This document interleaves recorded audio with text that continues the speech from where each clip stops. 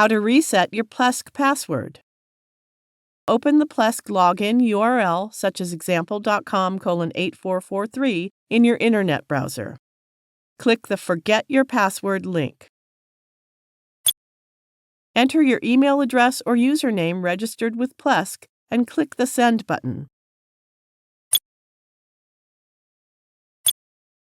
You will receive a password reset email. Now go and check your inbox for that email.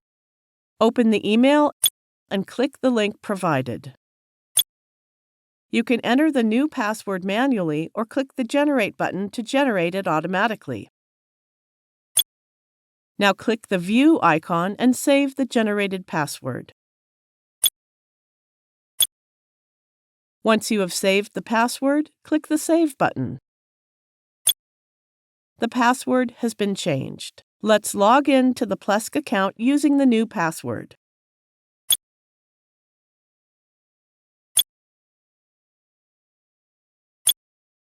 It is the end of the tutorial.